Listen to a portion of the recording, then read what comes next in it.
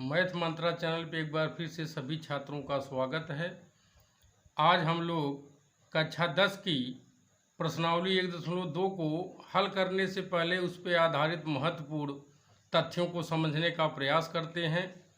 सबसे पहले हम लोग अंकगणित की आधारभूत प्रमेय या अभाज्य गुणनखंड विधि को समझने का प्रयास करते हैं, जो आपके किताब में एक बहुत ही इम्पॉर्टेंट टॉपिक है।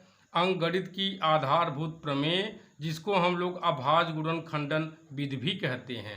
तो यह क्या है, सबसे पहले इसकी गणितीय परिभाषा को समझते हैं, फिर एक उदाहरण के द्वारा इसको समझने का प्रयास करते हैं।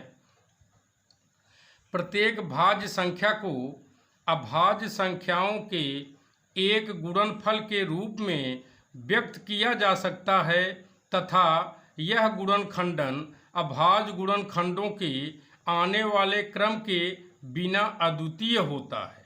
सबसे पहले तो इन्होंने कहा कि भाज्य संख्या को अभाज्य संख्याओं के एक गुणनफल के रूप में व्यक्त किया जा सकता है, और उसके बाद इन्होंने कहा कि यह गुणनखंडन अभाज्य गुणनखंडों के आने वाले क्रम के बिना अद्वितीय होता है।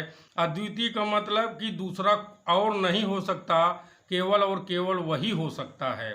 अब भाज्य और अभाज्य को समझते हैं।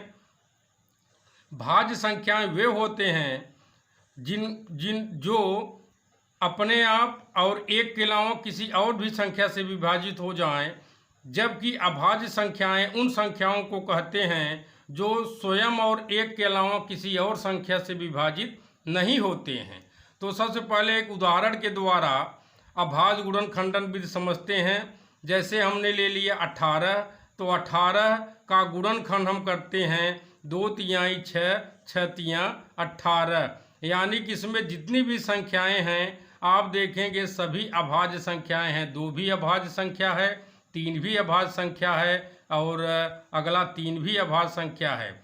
वैसे एक और उदाहरण लेते हैं 36, तो 36 2 दूनी 4, 4 तिहाइयाँ 12, 12 तिहाई 36। तो यहाँ पर भी जितनी संख्याएं हैं ये सब क्या हैं, सब अभाज्य संख्याएं हैं।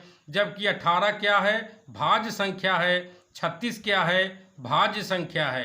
तो अतः हम देख रहे हैं कि यहाँ पर भाज्य संख्याओं को यानी कि 18 और 36 का जो गुणनखंड किया गया है, गुणनखंड के बाद जो संख्याएं प्राप्त हुई हैं, ये सभी संख्याएं अभाज्य संख्याएं हैं।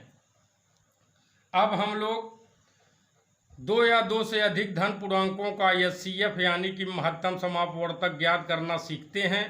तो सबसे पहले इसकी परिभाषा पर ध्यान देते हैं।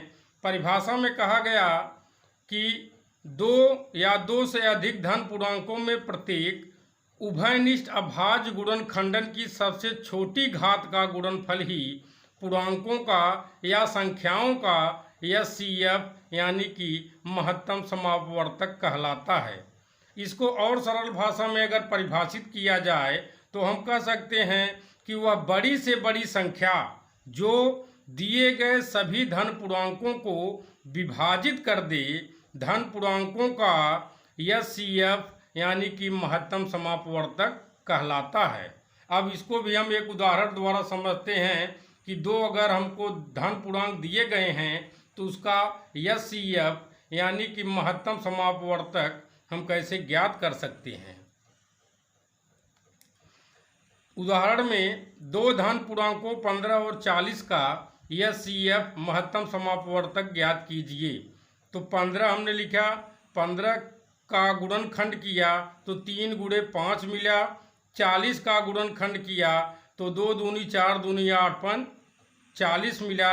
अब एचसीएफ ज्ञात करने के लिए हम देखते हैं जितनी भी संख्याएं हैं सबके गुणनखंड में जो हमें उभयनिष्ठ यानी कॉमन मिलता है, वही जितनी भी संख्याएं कॉमन मिलेंगी। यानी 2 संख्या है, 2 संख्याओं में हम देख रहे हैं कॉमन कौन कौन सी संख्या है, केवल ये 5, जो दोनों ये 5 हैं, यही 5 है जो दोनों में कॉमन है, बाकी एक भी संख्या दोनों में कॉमन नहीं है। अतः हम कह सकते हैं कि 15 और 40 का एचसीएफ यानी कि महत्तम समापवर्तक 5 होगा, क्योंकि 5 ही इन दोनों में उभयनिष्ठ है।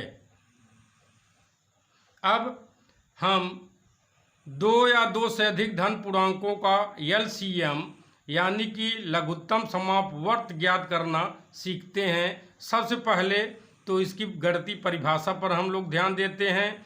गणितीय परिभाषा में कहा गया, दो या दो से अधिक धन पूर्णांकों में संबद्ध प्रत्येक अभाज्य गुणनखंड की सबसे बड़ी घात, वहाँ पे कहा गया कि सबसे छोटी घात का गुणनफल, जबकि यहाँ पे कहा गया सबसे बड़ी घात का गुणनफल ही पूर्णांकों यानी कि संख्याओं का एलसीएम लघुत्तम समापवर्त कहलाता है। अब इसको और सरल भाषा में परिभाषित करते हैं। वह छोटी से छोटी संख्या जो दिए गए सभी संख्याओं से विभाजित हो जाए, धन पूर्णांकों या संख्याओं का एलसीएम यानी कि लघुत्तम समापवर्त कहलाता है। अब इसको भी एक उदाहरण द्वारा समझते हैं कि दो संख्याओं या दो से अधिक संख्याएं अगर दी गई हैं तो उसका एलसीएम हम कैसे ज्ञात कर सकते हैं। उदाहरण में कहा गया कि पूर्णांकों 15 और 40 का एलसीएम लघुत्तम समापवर्त ज्ञात कीजिए।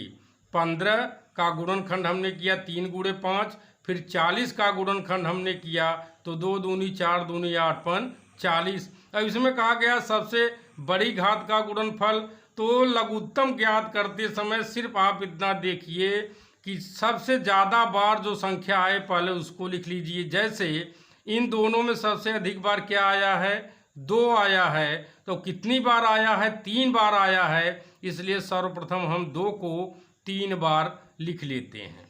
अब पहले 15 के गुणनखंड में 3 एक बार आया है, 40 में नहीं है लेकिन एक बार आया है 15 में, इसलिए हम लोग 3 लिख लेते हैं। अब 5 दोनों में एक ही बार आया है, इसलिए एक बार 5 भी लिख लेते हैं। अब सबका गुणा करते हैं, 2 दूनी 4 दूनी 8 5 40, 40 तिहैया 120। अतः पूर्णांकों 15 और 40 का एलसीएम यानी कि लघुत्तम समापवर्त 120 होगा।